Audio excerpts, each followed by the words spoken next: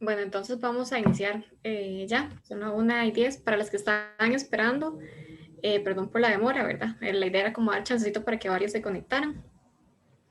Mi nombre es María José. Yo voy a estar a cargo de la sesión haciéndole las preguntas a Alexis. Alexis es nuestro experto el día de hoy. Esta clase magistral es para la sesión de planta. Entonces, ya todas ustedes vieron esto en los grupos de WhatsApp, pero como que quedaron varias dudas, ¿verdad? Entonces, la idea de esta clase es que Alexis nos va a acompañar y nos va a aclarar todas esas dudas porque eres un experto. Voy a rápidamente como presentarlo a él, ¿verdad? Alexis nos ha apoyado a nosotros en otras áreas, con otros programas, con el tema de producción, de procesamiento, tuesta y catación. Él es agrónomo del Instituto Tecnológico de Costa Rica. También es un catador Q certificado y es un especialista avanzado en procesamiento por el Instituto de Calidad de Café. Entonces, la idea como que les voy a comentar es que yo voy a ir haciéndole las preguntas a Alexis va a ir contestando y ojalá que todas tengan como están ahorita con el micrófono silenciado, ¿verdad? Para que no se genere como algún ruido o algo así. Y si tienen dudas, pueden escribirlas en el chat y si nos da chance, yo se las voy a ir pasando a Alexis. ¿Está bien?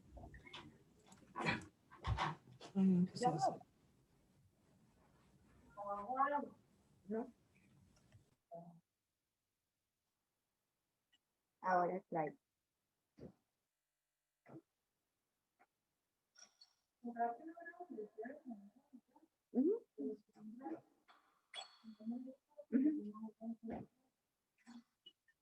¿Tenés eso?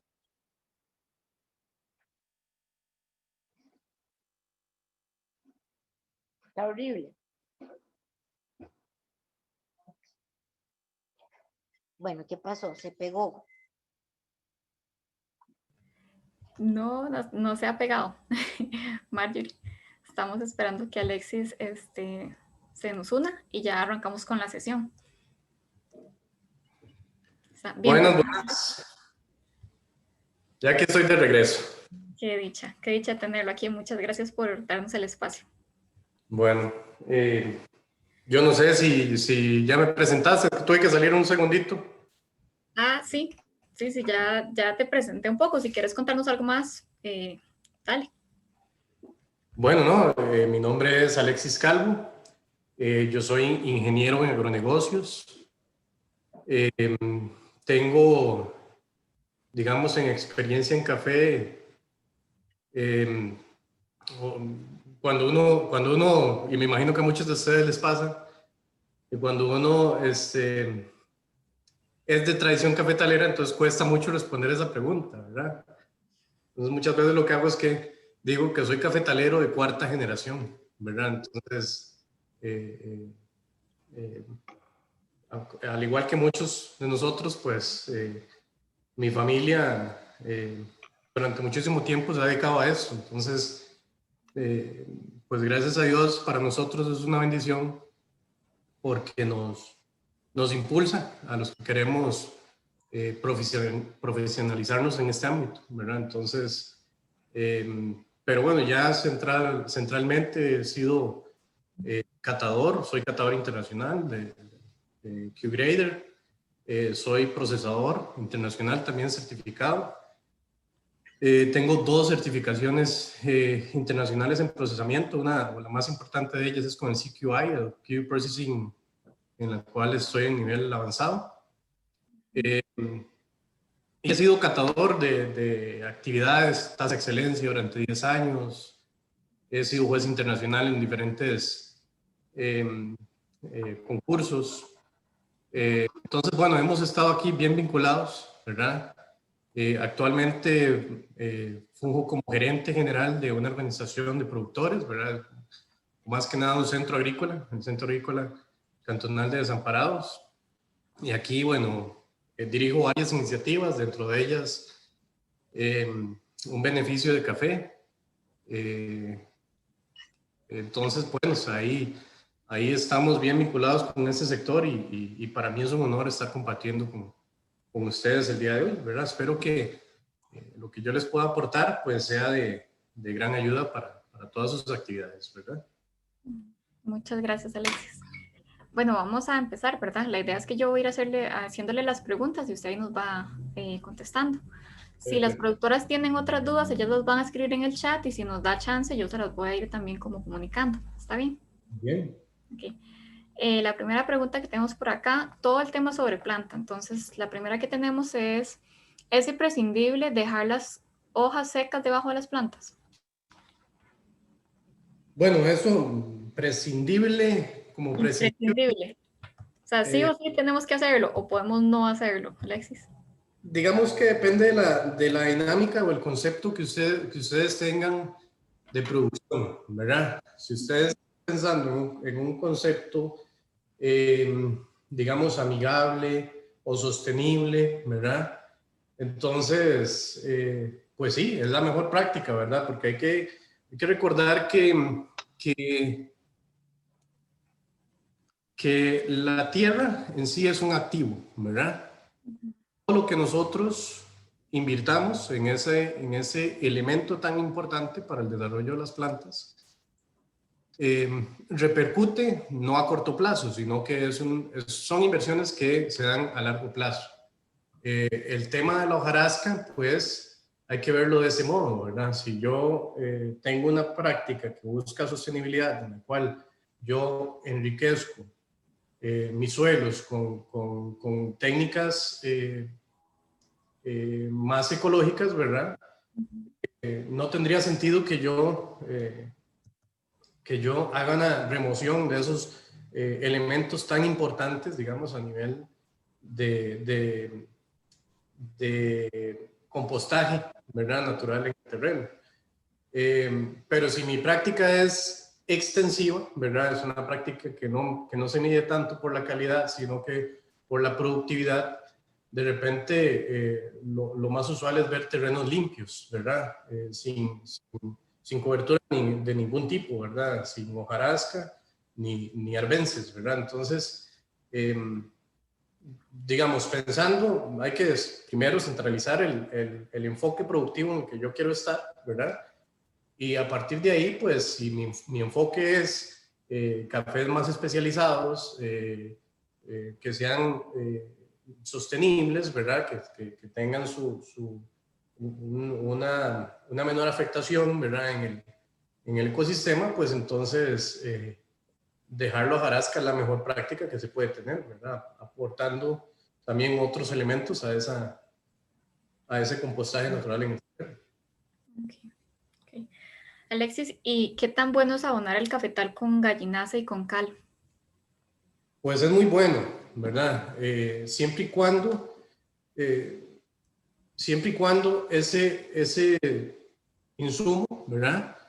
Sea un insumo de calidad, ¿verdad? Esté bien compostado, ya haya pasado por procesos en los cuales ya haya sido tratado, digamos, de una manera correcta, ¿verdad? Si yo de buenas a primeras tomo el material que está recientemente extraído de las granjas, ¿verdad? Y lo aplico a mi parcela, pues eh, eh, lo más probable es que más bien tenga efectos negativos, ¿verdad? Entonces, si hay un buen tratamiento, ¿verdad? Si hay un buen procedimiento, pues es un elemento que va a enriquecer mucho el terreno. ¿Y qué sería como un buen tratamiento de la gallinaza antes? Así como para Sí, tener un... que ya haya estado en un proceso de compostaje, que haya sido, digamos, secada, ¿verdad? Que no esté todavía liberando mayormente lixiviados, ¿verdad? Temas perceptibles al olfato, ¿verdad? Aromas y cuestiones. No esté sobrefermentada, por ejemplo. Eh, entonces, sí, que haya sido un buen tratamiento de almacenamiento y compostaje para poder ser aplicada al terreno. Okay. Alexis, y con este tema del efecto climático, una de las preguntas fue que, digamos, ¿qué hay que considerar cuando se dé el efecto climático de la niña o el niño? Como, ¿qué deberían tener en cuenta las productoras? Bueno, muy interesante. Lo primero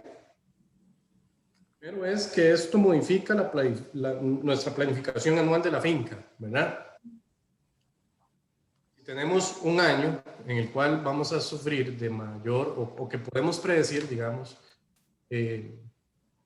vamos a tener mayores concentraciones de humedad, por ejemplo, nuestras prácticas preventivas deben ser dirigidas a eso, ¿verdad?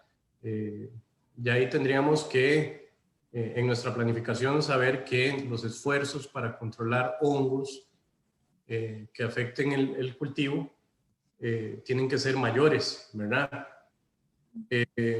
Si es viceversa, por ejemplo, si es el caso de sequías, entonces también es apoyarnos en las tecnologías, digamos, dependiendo de las prácticas de cultivo que usemos, ¿verdad? Si utilizamos fertilizantes químicos, por ejemplo. Entonces, ahorita hay casas, no sé si puedo decir marcas, o mejor no. Pues mejor no, pero Bueno, hay marcas comerciales, ¿verdad? Que han hecho esfuerzos de investigación, ¿verdad? Y esos esfuerzos de investigación se repercuten en mejora de tecnología, los paquetes tecnológicos. Pues hay una tecnología que se llama NitroStain, por ejemplo.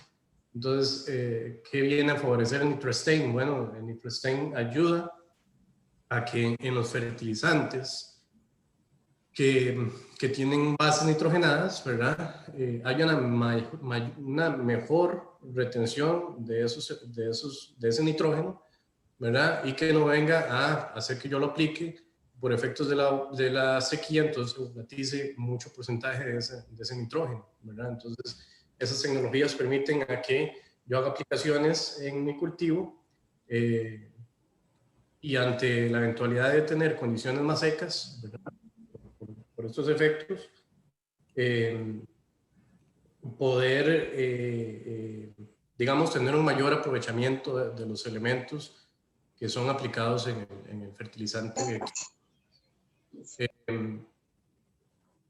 Pero básicamente es eso, digamos, en una parte, prevenir, si tengo mayor índices de humedad relativa, si por cuestiones de más lluvias voy a tener mayores índices de humedad relativa, ser preventivo en el tema de que voy a tener que ser un poco más agresivo en el manejo y control de algunas enfermedades, ¿verdad?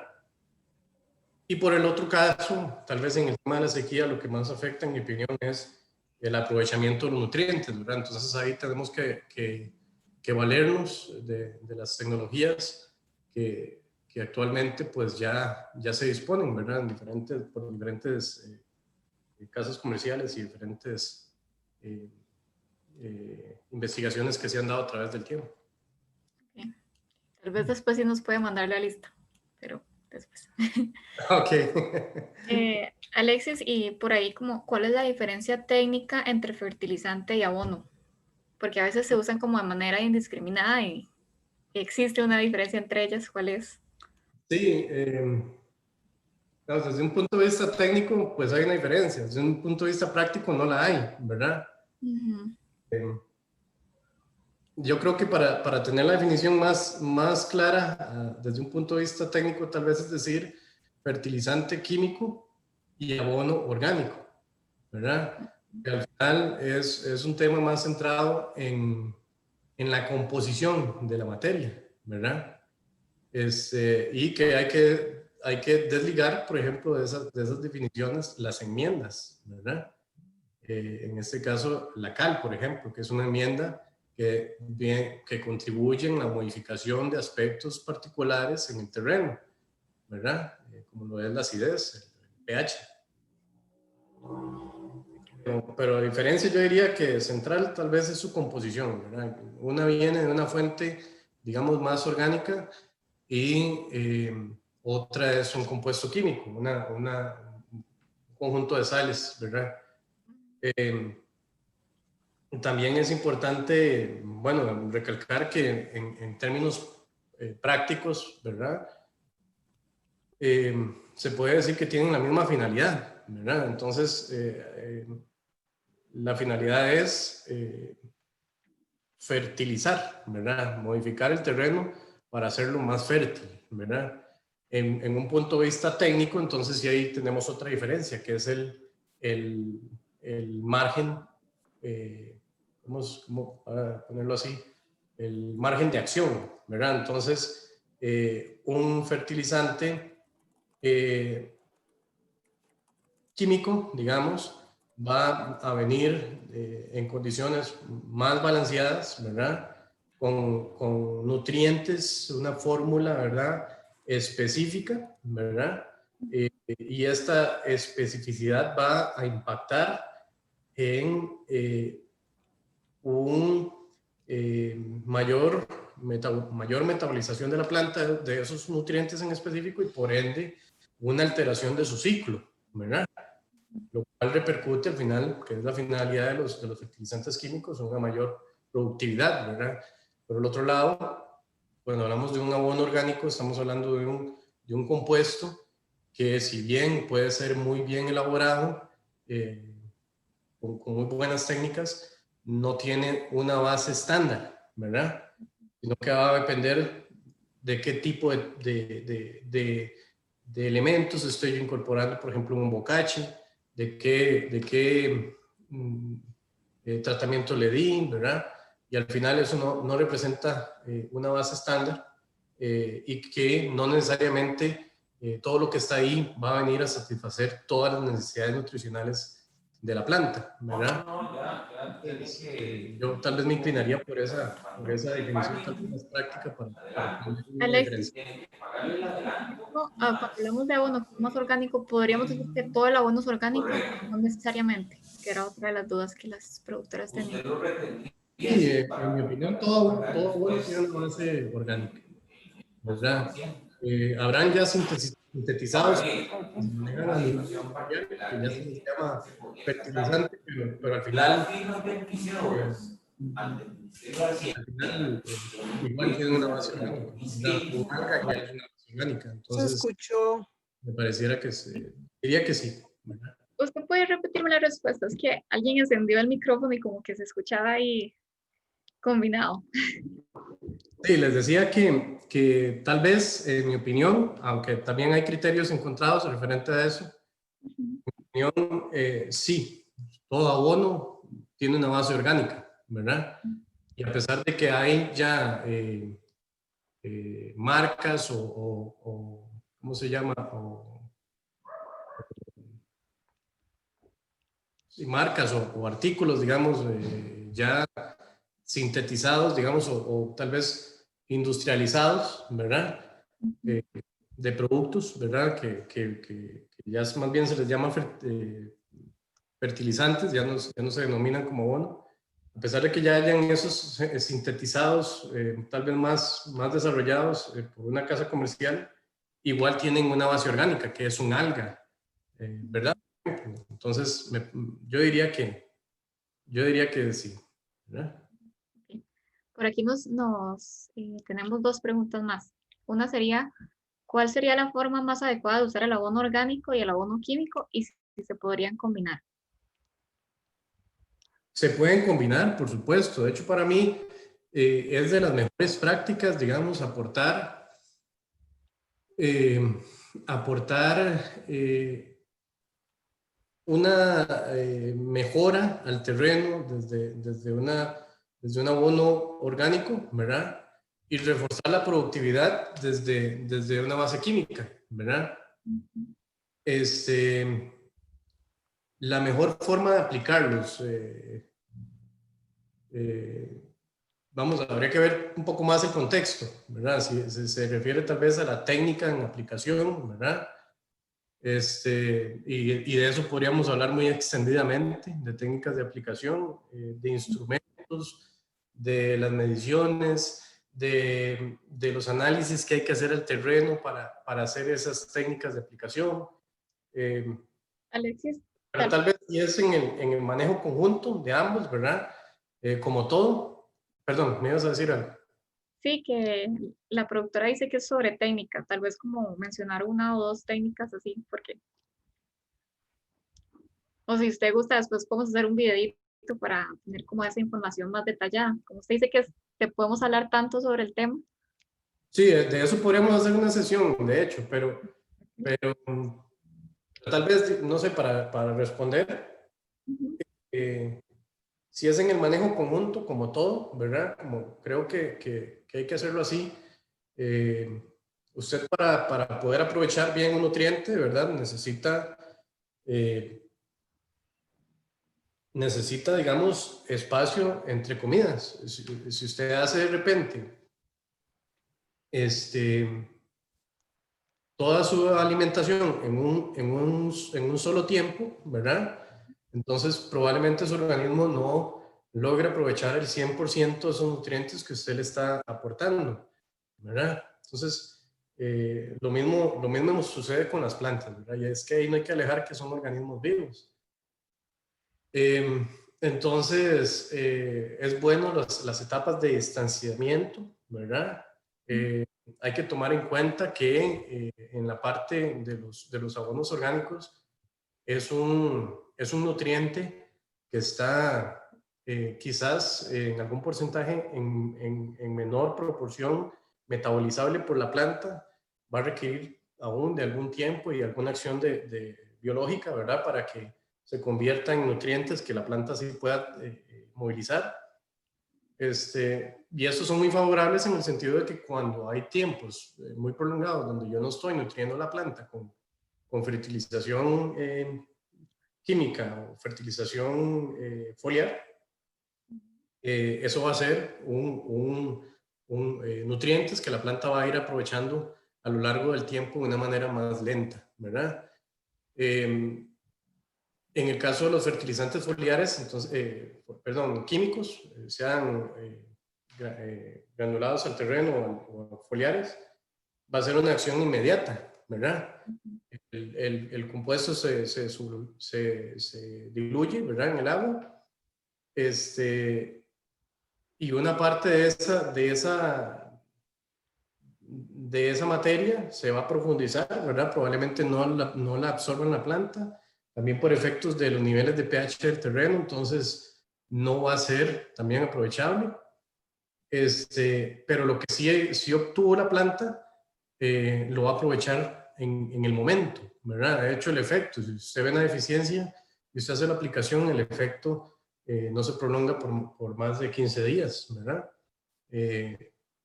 Entonces, tal vez una técnica positiva es no centralizarlos, ¿verdad? Que muchas veces suele darse, que tal vez el productor dice, no, es que para que me salga más económico, voy a hacer una aplicación simultánea, ¿verdad? Porque eso va a requerir de repente menos mano de obra, ¿verdad? Pero en este caso es positivo siempre y cuando se haga en rangos de tiempos distintos, ¿verdad? Como técnicas de aplicación, por ejemplo, los fertilizantes químicos, hay muchas, ¿verdad? Una que me parece muy precisa, muy interesante es la utilización de los bastones de fertilización. En Costa Rica todavía no se ven, ¿verdad? Pero en Colombia, por ejemplo, ya es bastante común. Entonces es un instrumento muy simple que inclusive podríamos hacer, ¿verdad? Un invento muy simple, pero muy práctico, que permite ir dosificando por planta y el mismo bastoncito hace la aspersión de manera muy precisa de los gránulos.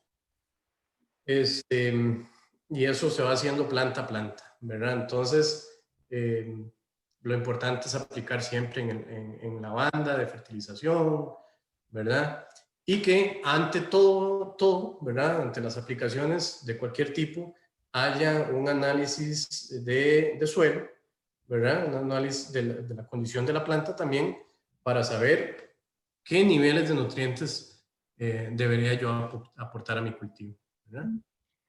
Alexis, con eso tengo como dos preguntas conectadas.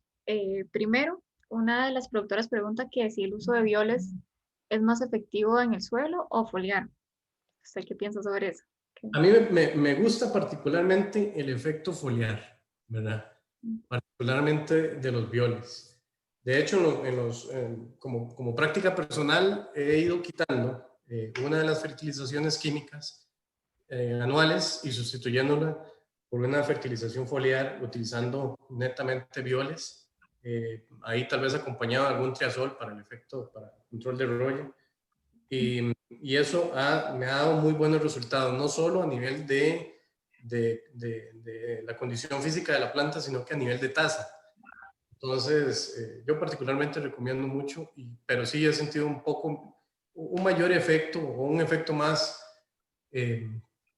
palpable, digamos, a lo largo del tiempo, ¿verdad? Porque también todo depende mucho de las condiciones climáticas, pero a lo largo del tiempo lo he visto más en los violes utilizados foliares, ¿verdad?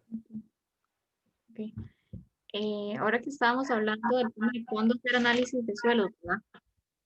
Eso era otra de las preguntas de las consultoras. ¿En qué situaciones o en qué casos se tienen que hacer estos análisis? Bueno, los análisis se hacen anuales, ¿verdad? Lo recomendable es que yo termine mi recolección, ¿verdad? Una de las prácticas más comunes después de la recolección es la renovación, ¿verdad? De tejido. Esa es la práctica tal vez más común.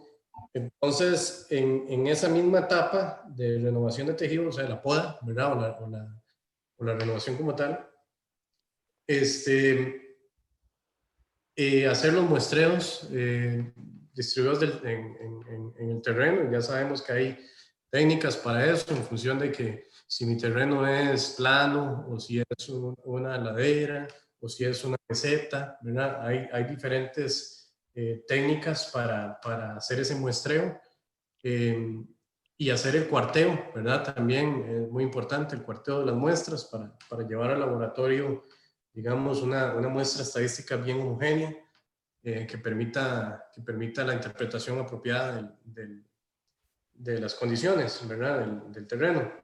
Pero eso se hace anual, ¿verdad? Es una práctica que debería ser anual. Eso es previo a la programación, ¿verdad? De la fertilización. Entonces, con base a esos resultados, yo me acerco al técnico, al agrónomo, y le digo, bueno, esto es mi análisis de suelo, ayúdeme a interpretarlo, qué es lo que tenemos que mejorar, qué es lo que tenemos que trabajar, ¿verdad? Y a partir de eso se monta la planificación del cultivo. Entonces, es una práctica súper importante y que de la manera más ideal hay que hacerla anualmente. Y hay que recordar que en eso contamos con el MAC, que nos ayuda a la elaboración de estos análisis. Está el Café, que también colabora, que lo hacen de manera gratuita. No son tal vez los más rápidos, a veces tardan muchísimo en responder, pero es gratuito, ¿verdad? Y también están todos los laboratorios de las casas comerciales de insumos, que también los realizan, ya ellos sí cobran y son tal vez más rápidos, pero sí hay, digamos, una amplia gama de cómo poder tener acceso a ellos, ¿verdad? Alexis, por aquí nos preguntan que cuándo considera que se va a hacer el análisis de hojas. De hoja. Ujú. Bueno, para mí lo ideal es hacerlo siempre, al menos 3 veces al año, ¿verdad? Pero yo sí sé que son a veces muy complicado, ¿verdad? La recolección de las muestras, la manipulación y tal. Pero, digamos, en un ciclo sano uno debería tener la aplicación de un foliar, o previo, digamos, a la aplicación de un foliar, y de repente, pues, previo a la segunda aplicación durante el año, digamos, usted hace 3 aplicaciones, por ejemplo. Entonces, previo a la segunda y tener una al final de la tercera para digamos, hacer un mapa El análisis de hojas. de los resultados del trabajo que yo hice durante ese año, ¿verdad? Alexis, por aquí nos salieron más preguntas con estas últimas dos intervenciones. Por ahí preguntan que para utilizar los bioles igual hay que hacer el estudio de suelos y también como qué tan seguido se pueden aplicar los bioles foliarmente. El biol, vamos a ver. El único problema que tendría el biol de su mucha frecuencia son utilizados o más bien modificados utilizando una sal, ¿verdad? Hay algunas fórmulas, digamos, que se han puesto en práctica, digamos, o que muchos productores han aplicado donde utilizan una sal un potasio, ¿verdad? Alguna sal que no es propia del derivado metabolizable, ¿verdad? O metabolizado. Cuando es esa condición, digamos, cuando una sal forma parte del producto final, tal vez hay que tener un poquito más cuidado con las frecuencias. Pero si toda la base del biol es completamente orgánica, pues la planta no va a tener, va a ser muy difícil que vaya a tener una respuesta negativa, una fitotoxicidad, a no ser de que ya esté utilizando, por ejemplo, alguna planta que tenga alguna fitotoxina ya muy específica, qué sé yo, el ciprés, por ejemplo, que por alguna razón dentro de su biol hay ciprés, ¿verdad? O sea, es un ejemplo tonto, pero por ejemplo, por decirlo. Pero si es una base orgánica, pues no va a tener ningún efecto, por mucha frecuencia no va a tener ningún efecto fitotóxico. Yo, como les digo, particularmente lo estoy utilizando una vez al año. Lo que estoy haciendo es sustituyendo una fertilización foliar con químicos, la estoy sustituyendo por una fertilización foliar con bioles, ¿verdad? Los resultados para mí han sido muy significativos. Alexis, otra pregunta sería, ¿cómo debe ser la fertilización o la abonada con químicos en un cafetal cuyo café se quiere certificar como orgánico? Bueno, ya ahí sí está interesante, porque si usted es orgánico, ¿verdad? Entonces no hay fertilización química. Usted tiene que buscar sustituir la aplicación de cualquier fertilizante químico con abonos orgánicos, ¿verdad? Esa es, digamos, una base particular, ¿verdad? Cuando usted hace mezclas, se está hablando de cultivos sostenibles, ¿verdad? A nivel de certificación, ya hay también certificación de estas líneas.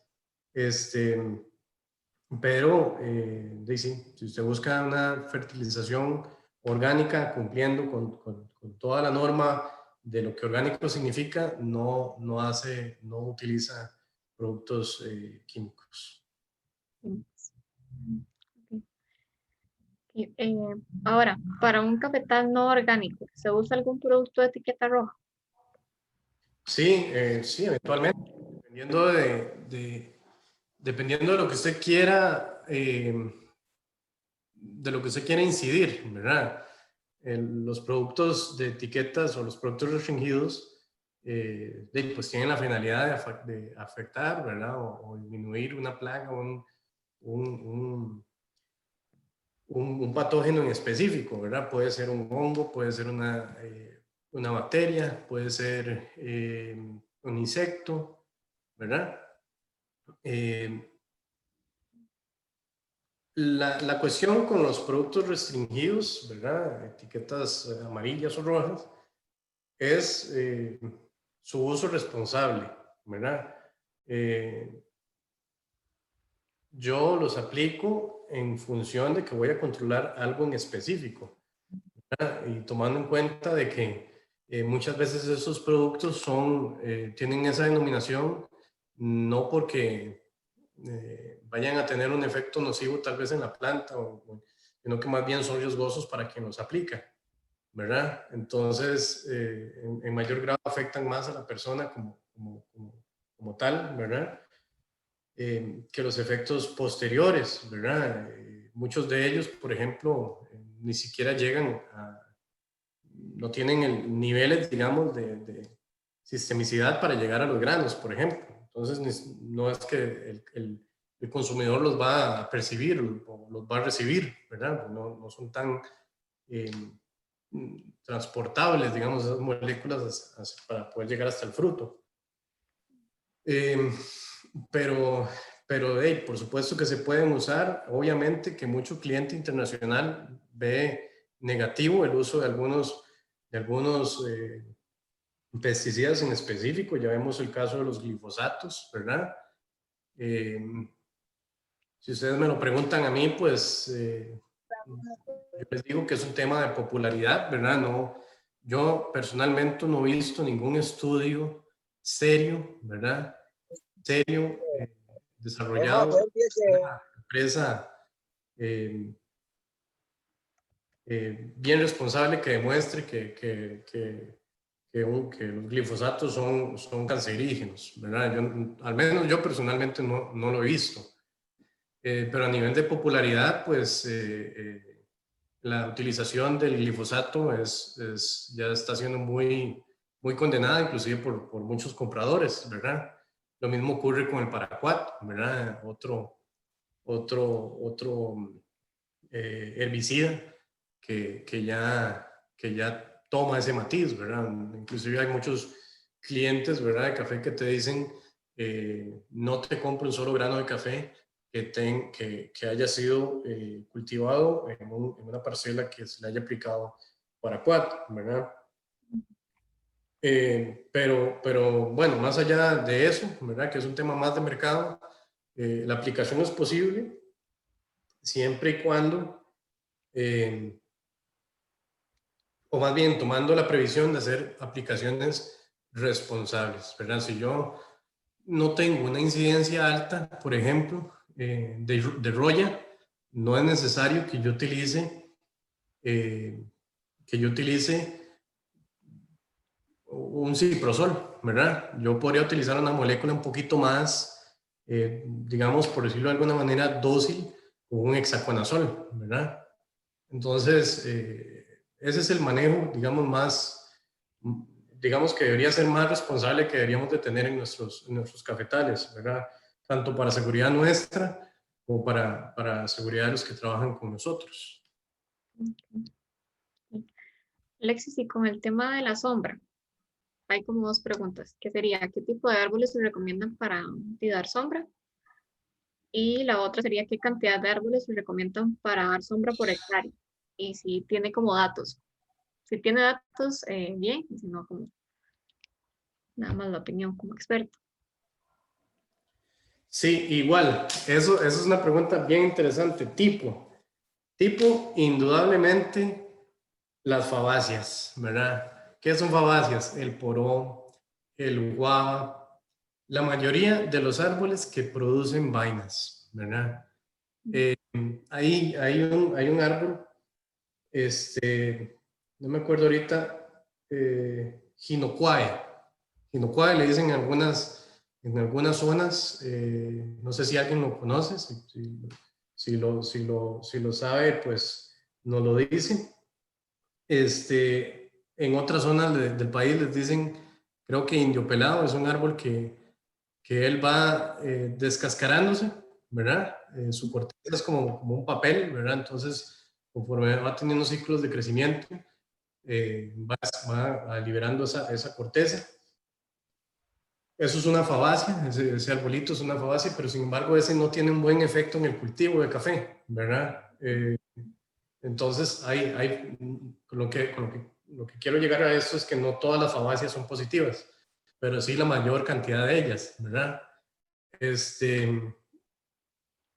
Las musáceas, eso es indudable también, las musáceas aportan muchísimo al terreno, favorecen muchísimo. Ahí volvemos al tema de la hojarasca, ¿verdad? Musáceas pues son el banano, el plátano, cualquier vástago, ¿verdad?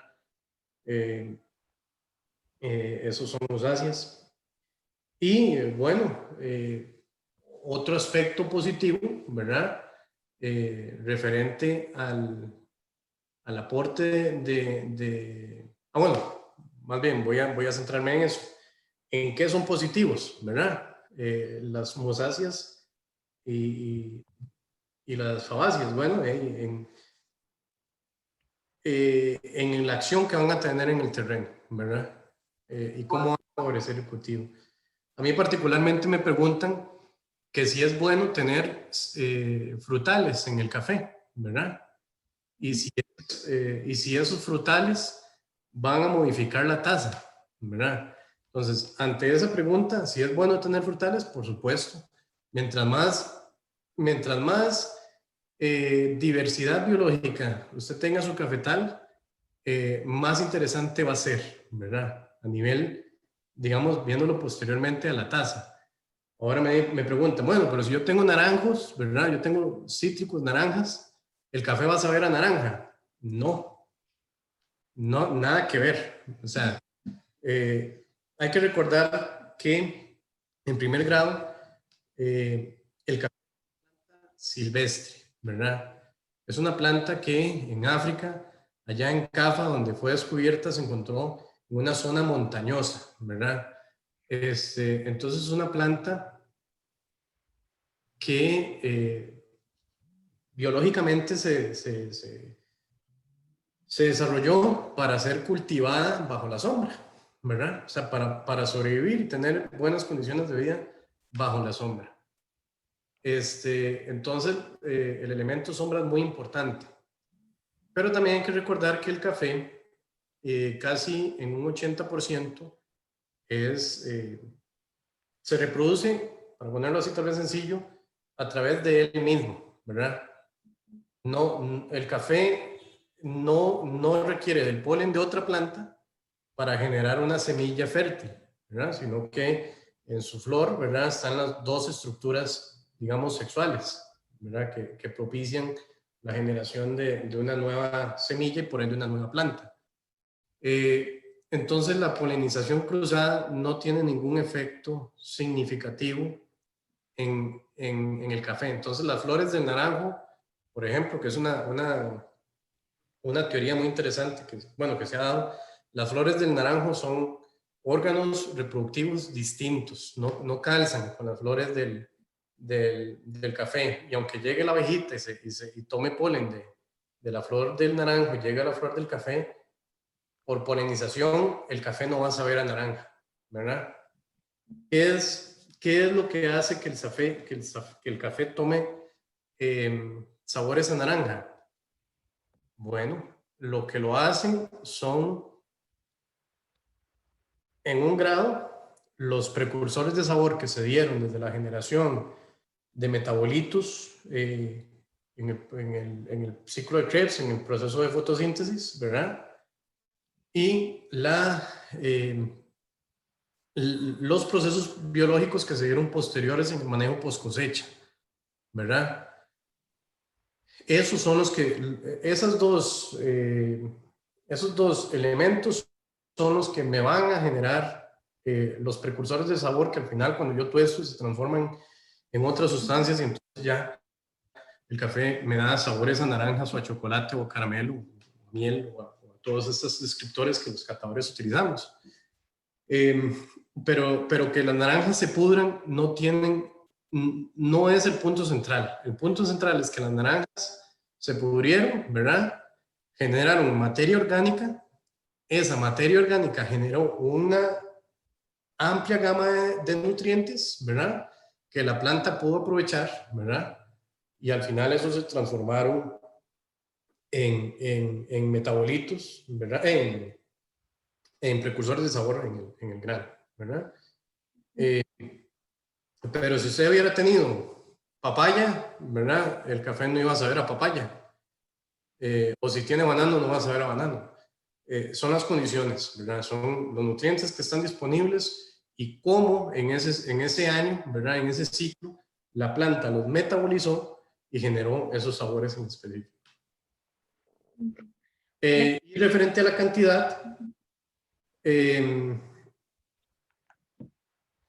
igual, eso es una respuesta que se da en función de cuánto va, o sea, de qué enfoque productivo tiene usted. Si usted tiene un enfoque productivo extensivo y está en una zona donde se puede propiciar, ¿verdad? El cultivo sin sombra, usted va a tener, durante los ciclos de renovación, va a tener, digamos, índices de productividad más alta. ¿Por qué? Porque si las plantas están expuestas más a la radiación solar, entonces van a metabolizar más, ¿verdad? Van a metabolizar más nutrientes y entonces van a producir más granos de café. A nivel de calidad, esos granos de café van a ser de menor calidad que los de los que están en cultivo bajo sombra, pero van a producir más. Y a largo plazo, esa planta se va a agotar más rápido, ¿verdad? Agotamiento más pronto. Cuando hablamos de café que busca más o se enfoca más a la calidad, decimos que dependiendo de la zona, ¿verdad? De las condiciones de humedad principalmente, usted tenga un porcentaje de sombra no mayor al 75%, ¿verdad? De cobertura. Eso vendría siendo como qué, como un árbol de poró cada 10 a 15 plantas de café, tal vez para ponerlo ahí. ¿En qué favorece la sombra en ese aspecto, en esos cafés que buscamos de mayor calidad? Principalmente en el control o la estabilización de la temperatura en el cultivo. Si se controla la temperatura, digamos que la metabolización va a ser un poco más lenta. Eso va a generar que el ciclo de maduración de la fruta vaya a ser un poco más extenso, ¿verdad? Si estamos más en un cultivo a pleno sol, va a ser más rápido, ¿verdad? Si es más rápido, va a concentrar menos azúcares. Si es más extenso, va a concentrar más azúcares. Eso va a aportar mucho más particularidades a la taza. Y digamos, los ciclos de producción no van a ser tan explosivos y voy a tener una planta que va a prolongar su vida útil un poco más, ¿verdad?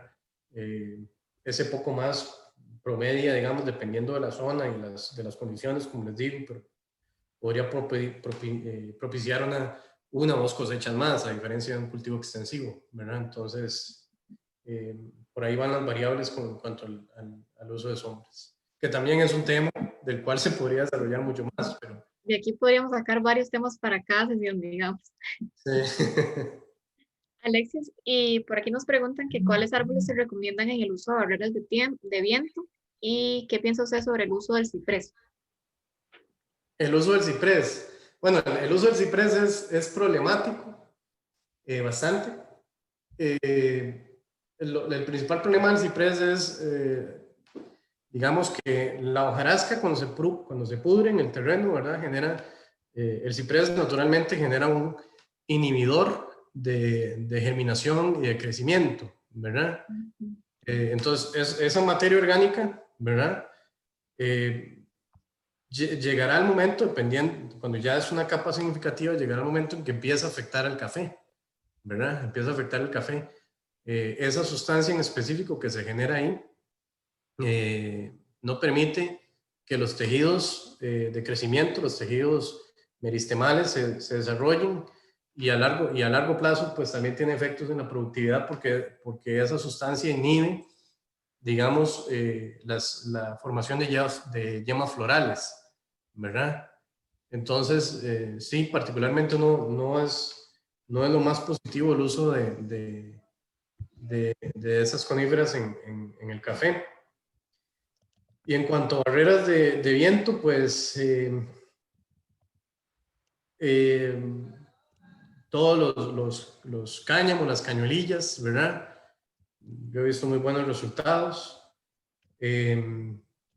Básicamente, pues esos arbustos, digamos, lineales, que que no son propagativos, ¿verdad? Que son más verticales, ¿verdad? Son tal vez los que, al menos acá, en una zona bien ventosa, pues dan muy buenos resultados, ¿verdad? Sí, por aquí una de las productoras nos dice que ella usa trueno como barrera de viento, que es bastante efectivo y de fácil manejo, Sí, en forma de ejemplo. sí. Ok, Alexis, otra de las preguntas sería, ¿cómo hacer para el riego? Ya que según el agrónomo hay un momento en que se puede caer en floración y hay que hacerlo en determinado crecimiento del cachillo o del inicio del fruto. Del cachillo, nunca había escuchado ese término. Bueno, Sí, cachillo. Sí. en alguno de los grupos de WhatsApp se usó y la Ajá, mayoría qué lo entendía. interesante. Sí, no, voy a apuntarlo, es la primera vez que escucho el término. Eh, igual, Acá, en la zona donde yo estoy, pues no es tan frecuente el uso de la utilización de riego en el cultivo del café, porque no es una zona donde eso sea propicio, ¿verdad? Ujú. Con respecto a todo esto, pues sí, definitivamente la recomendación del agrónomo que está dando en este caso es la más acertada. Hay que recordar que nosotros, de nuevo, vuelvo al tema de ver el café como un ser vivo, que, al cual nosotros debemos de propiciarle, digamos, el ambiente más natural posible, ¿verdad? Al que él esté más asimilado. Entonces el uso de riego muchas veces se utiliza para propagar o mejorar o uniformar muchas veces más bien la floración. Este, es un tema como tal que se utiliza mucho más entonces en la etapa antes de la apertura de la flor, pero lo más importante en este caso es, digamos, buscar una menor incidencia en el ciclo natural del café, ¿verdad? Esto mismo ocurre, por ejemplo, con las podas, ¿verdad? Tradicionalmente en Costa Rica, perdón, con los ejes. Tradicionalmente en Costa Rica, nosotros acostumbramos a hacer los almácigos de café con 3 semillitas, ¿verdad? Eso es la práctica normal, ¿verdad? Y resulta que cuando esas semillitas ya son una planta adulta, ¿verdad? Vamos a ver 3 ejes sumamente abundantes, ¿verdad? En cuanto a follaje.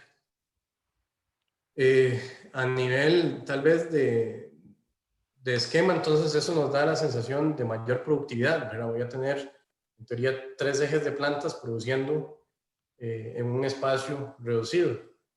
Eh,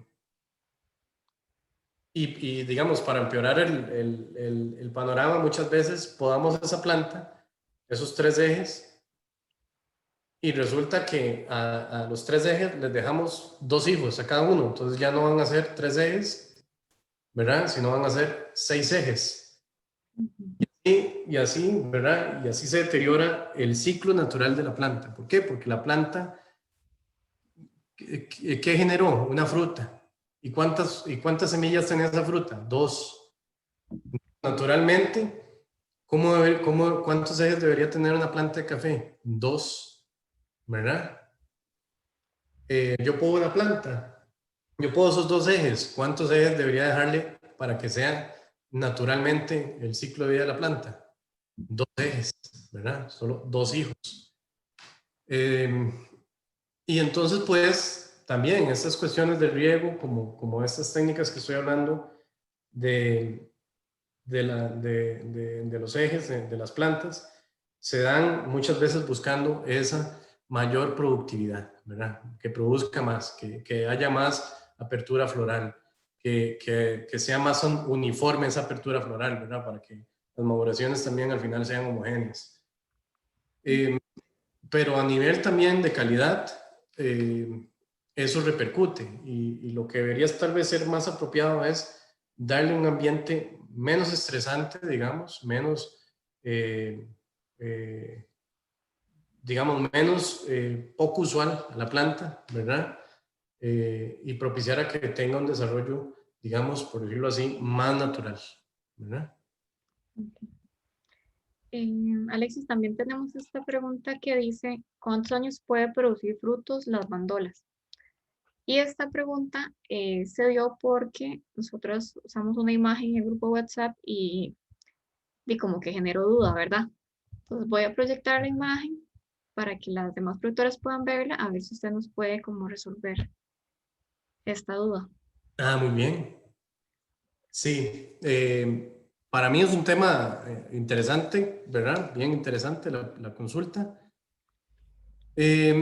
Vamos a ver, les hablaba, les hablaba hace un momento de lo que fuera el tejido meristemal, ¿verdad? Eh, cuando esos meristemos, ¿verdad? Esas células que se generan entre los nudos, ¿verdad? Pasan por el proceso de diferenciación, ¿verdad? La diferenciación es si va a ser flor o si va a ser una hoja, ¿verdad?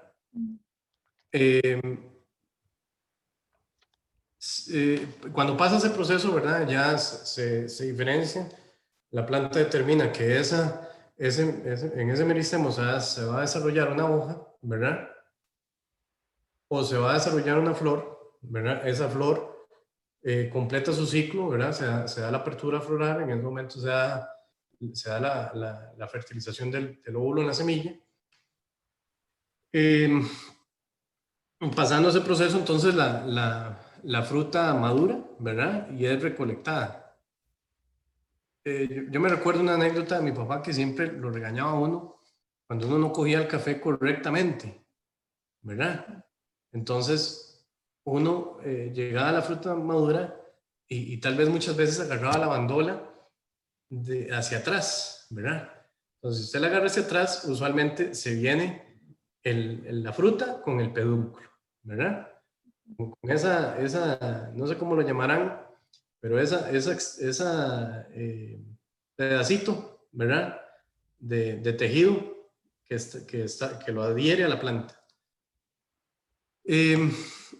Ese pedacito de tejido, ¿verdad? Es el que tiene las células que en un futuro, ¿verdad? Podrían generar otra flor o otra hoja, ¿verdad? Entonces, si hablamos de agotamiento en la bandola, pues ese primer año podría estar muy ligado al deterioro de la planta por esa acción mecánica de la recolección, que siempre va a tener un efecto, ¿verdad?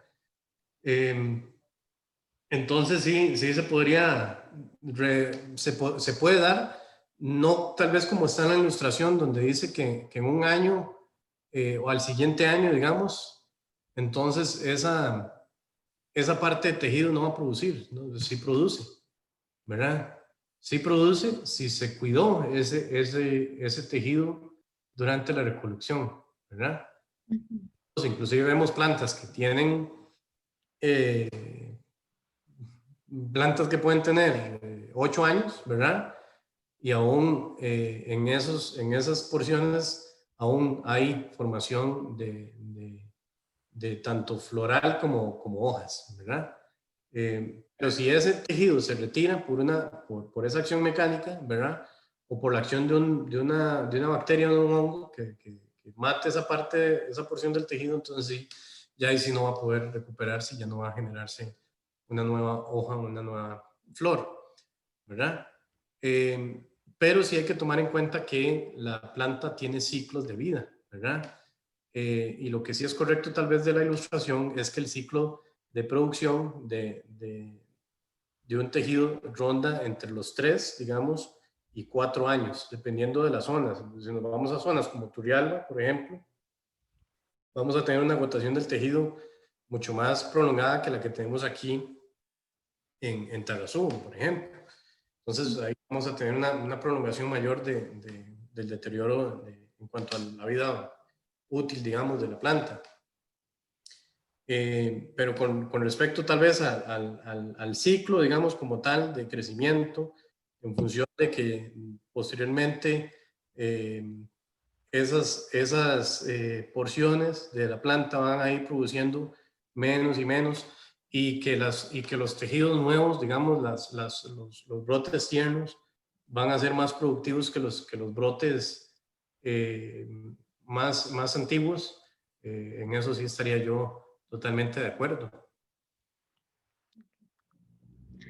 Bueno, vamos a replantear nuestra imagen entonces para las siguientes sesiones. Eh, Alexis, tenemos un par de preguntas más, pero son más como por el tema de fertilización. Entonces voy a dejar de compartir aquí, a ver si igual usted nos puede ayudar con esas. Antes, una de las productoras había preguntado sobre qué recomienda para el tratamiento de la antracnosis si el caldo Bordeles o cuál, antes de. ¿No? ¿Cómo que recomienda para tratar la antracnosis? ¿Qué se recomienda? Bueno, hay, Ujú. hay bastantes, bastantes productos, inclusive hay alternativas de control biológico, ¿verdad? Eh, a nivel, a nivel químico, pues lo más que se utiliza, bueno, ahora un producto que se llama Ferban, ahorita el ingrediente activo no lo recuerdo, pero ha tenido muy buena aceptación. Hay un estudio de café referente a ese producto y el efecto que ha tenido. Las carbendacinas, por ejemplo, entonces un producto también tradicionalmente utilizado. Básicamente, esos dos serían como los más comunes y ahorita este producto, el Ferban, que hay ese estudio de café, lo pueden buscar y referenciar para tener más información de él. Este, y ahorita es como el más destacado en referente a eso. Ok. Por aquí una también nos preguntó que, ok, en mi terreno existen muchos árboles de pino, pero ella desea sembrar café orgánico. Entonces, ¿cuál sería su recomendación? Que los quite. Eh, mm, digamos, uno podría decir un criterio apropiado que sería bueno cortar un árbol, ¿verdad? Ujú. Pero sí, tal vez yo lo que diría es que no propague más el cultivo del pino, ¿verdad? De repente. Ok, ok. Bueno, voy a ir haciéndole las de fertilización a ver cómo nos va con eso. ¿Está bien? Primero dice, ¿cada cuánto hay que renovar con almácigo el cafetal? ¿Perdón? ¿Cada cuánto hay que renovar con almácigo el cafetal? ¿Cada cuánto? Mm. Ah, ok, bueno, ahí eh, renovar con almácigo. Vamos a ver. Uno puede tener, digamos, diferentes formas eh, para renovar el cultivo. De hecho, uno debería tener una programación, ¿verdad? Lo ideal es que usted identifique las plantas que son más, que han sido más longevas, ¿verdad? Que tienen más años de estar cultivando eh, y que sean esas las primeras, digamos, por renovar, ¿verdad? Usted también podría renovar por efectos de alguna plaga, ¿verdad? Hay alguna plaga que se haya extendido de manera muy significativa en su cultivo pues sea necesario tener una acción más, eh, más intensa en esa cuestión de renovación.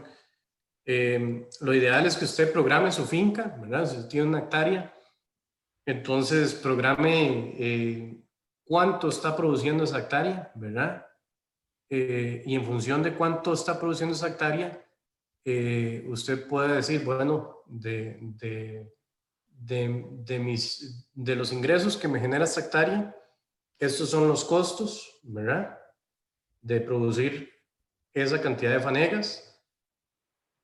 Y entonces usted puede decir, bueno, voy a proyectarme ante estos números y yo puedo invertir 800,000 colones al año en la renovación de esa hectárea, ¿verdad?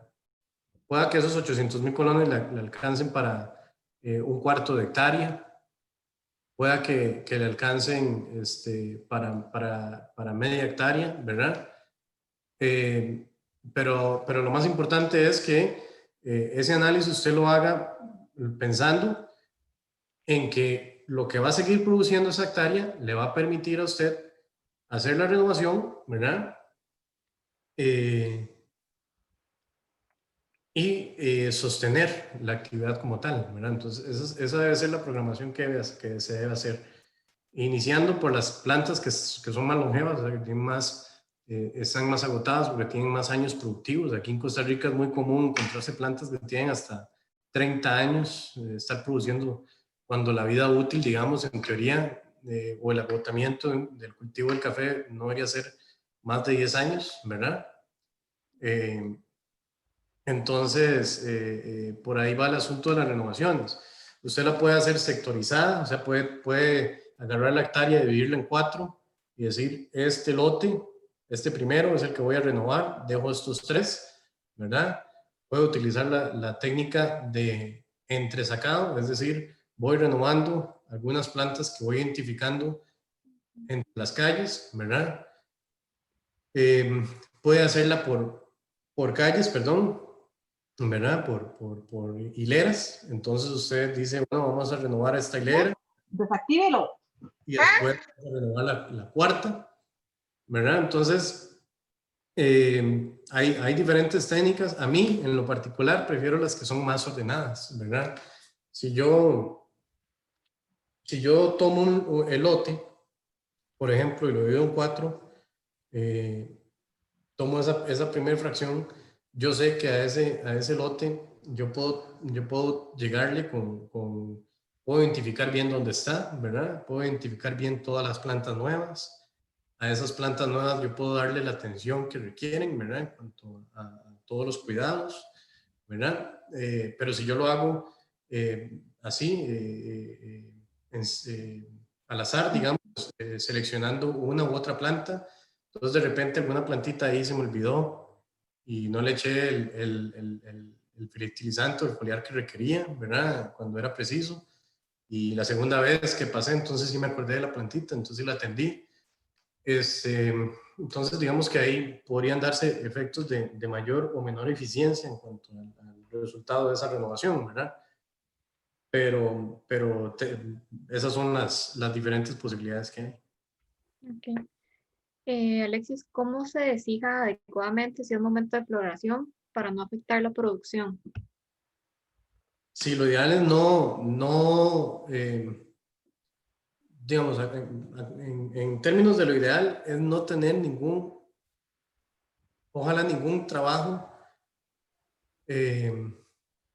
agrícola durante el proceso de floración, ¿verdad? Eso es lo más ideal, ¿verdad? O sea, lo ideal es que usted termina la recolección. Hay zonas donde tal vez eso se dispersa un poco y yo sé que es complicado, pero también hay que tomar en cuenta que hay floraciones fuertes y no tan fuertes. Entonces, si usted está en una floración no tan fuerte, entonces puede hacer el trabajo que requiera para estar al día con sus procesos.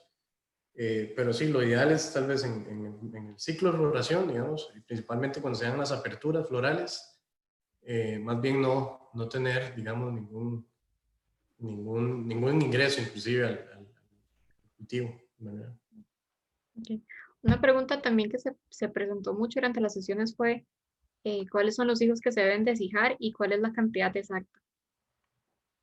Pues bueno, como les digo, tradicionalmente en Costa Rica tenemos 3 ejes, ¿verdad? Y cuando podamos los 3 ejes y salen 2 hijos y se escogen, y hay 2 muy bonitos, muy vigorosos, bien gruesitos, y que han crecido mucho, entonces nos da lástima y dejamos los 2 por eje, ¿verdad? Al final terminamos con plantas con 6 ejes. Que no es lo ideal. Lo particular de esto es que cuando usted llega y ve la producción de esas plantas, ojalá que cuando, ahora que ya ahorita se dan las recolecciones, ustedes lo pongan en práctica. Y ustedes abren esas plantas, el centro de esas plantas que están muy llenas de ejes, ustedes las abren y a lo interno, ¿verdad? No hay frutas, no hay café, ¿verdad? Afuera puede que sí, ¿verdad? En el radio puede que ahí sí, pero a lo interno no hay café. Entonces lo ideal, ¿verdad? A nivel tanto biológico de la planta, porque así Dios la hizo, ¿verdad? No es que la estamos, no es que estamos, digamos, como dicen, inventando el agua fría, sino que así fue creada, ¿verdad? Así se evolucionaron los que creen en eso. Entonces, tenemos 2 ejes, abrimos esas plantas, esos 2 ejes, ¿verdad? Vemos que hay frutas en mayor radio, ¿verdad? De la planta, ¿verdad? Entonces, es interesante porque entonces yo los invito a que ustedes midan su productividad, pero su productividad como planta, ¿verdad? No como cafetal, ¿verdad? Sino como planta. Pensemos en un productor lechero, ¿verdad? Un productor lechero tiene una vaquita, tiene 2 vaquitas, ¿verdad? Una vaquita le da 60 botellas de leche y otra le da 10 botellas de leche. Pero las 2 vaquitas comen 10 kilos de concentrado, ¿verdad? Diarios. 10 kilos de concentrado. ¿Cuál vaquita deja el lechero? La de las 60, ¿verdad? La vaquita de los 10 botellas de leche probablemente se esté convirtiendo al otro día en hamburguesas, muy probablemente. Asimismo, así como lo piensa el lechero, nosotros tenemos que pensarlo en el cultivo del café. Y entonces yo tengo que programarme 2 cosas, dependiendo del mercado que yo estoy. O sea, si yo soy un productor extensivo, o sea, si lo que me interesa es producir mucho, entonces, ¿cuánto café yo quiero que me produzca mi unidad productiva? ¿Verdad? ¿Y cuál es mi unidad productiva? La matita, no el corte, ¿verdad? Ni la hectárea, ni todo el cafetal, ni toda la finca. Mi unidad productiva es una planta, ¿verdad? Entonces, ¿cuánto quiero yo que me produzca una planta? ¿Verdad? Mira, yo quiero que mis plantas me produzcan, todas mis plantas me produzcan media cajuela de café, ¿verdad? O una cajuela de café, ya siendo bien ambicioso.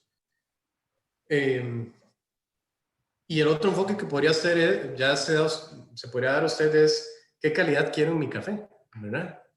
Todo eso se puede proyectar, todo eso se puede mejorar, ¿verdad? Pero es un tema de planificación, ¿verdad? De tener esa visualización de sentirme yo empresario cafetalero, ¿verdad? Yo no soy, y no es porque esté mal ser un agricultor cafetalero o tal, sino es que es por la mentalidad que tal vez tiene un empresario, ¿verdad? En función de cómo administra su negocio y muchas veces la noción que tenemos a nivel de agricultura de la administración, ¿verdad? Entonces, sentirnos así, sentirnos empresarios cafetaleros y en función de eso, pues nosotros proyectamos y buscamos, ¿verdad? Y dentro de esto hay que sacarse de tabús, ¿verdad? Voy a aprovechar, ya me salí el tema, pero voy a aprovechar. Del tabú de que el café de Tarrazú es el mejor, ¿verdad? Y el café de Brunca no es tan bueno, ¿verdad? Eso no se da esquemáticamente, ¿verdad? Porque, ¿qué sucede? Que para todos hay gustos, ¿verdad? Si yo mejoro mis técnicas de cultivo, ¿verdad? Si yo soy más eficiente, si soy más preciso, si analizo mi unidad productiva, yo voy a tener no solo mejoras en cuanto a los índices de producción, sino que voy a tener mejoras a la calidad, ¿verdad? Y entonces en función de eso yo voy a abarcar más mercados, voy a tener mayor satisfacción de mis clientes, ¿verdad? No tiene que darse tampoco, porque yo tal vez estoy ubicado en una zona donde no es tan afamada, entonces yo no pueda incurrir en procedimientos de mejora de calidad, ¿no? Eso tampoco debe ser así, ¿verdad? Y para muestra un botón, hace 2 años me parece, apareció un café Brunca participando en Taxa Excelencia, llegó a semifinales, ¿verdad?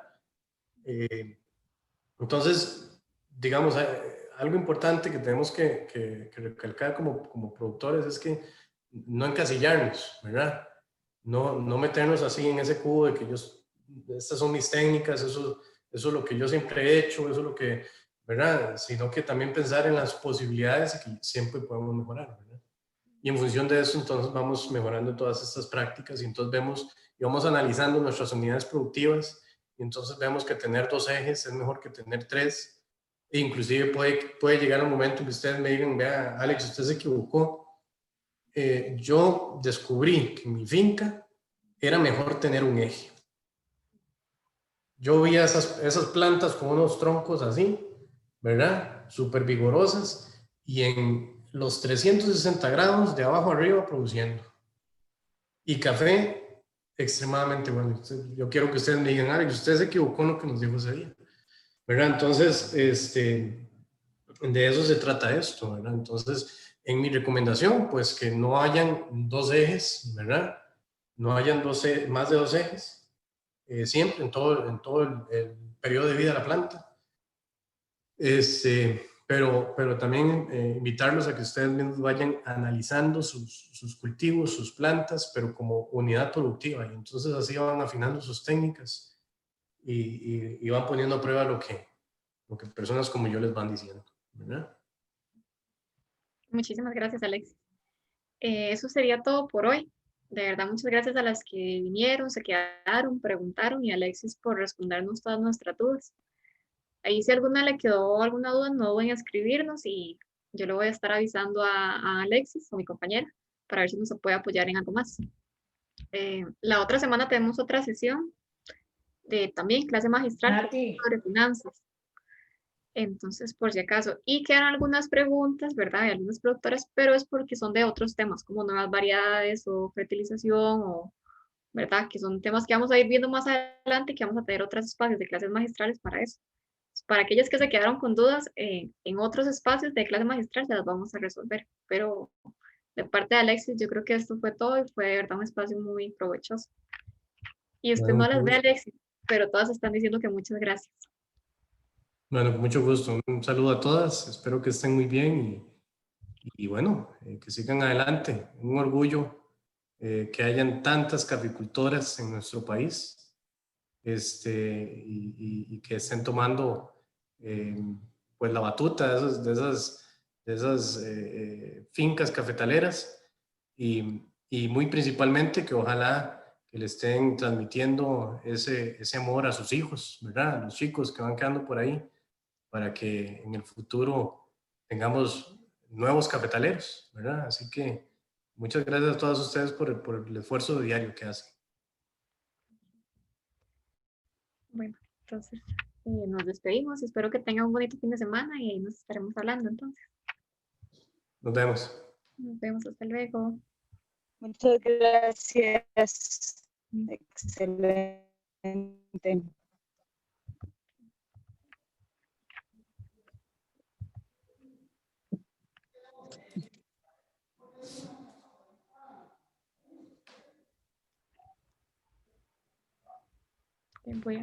Para las que no se han salido, voy a dar un chancecito y si no, finalizo la sesión. Gracias. Puedes finalizar. Ok. Hasta luego. Gracias.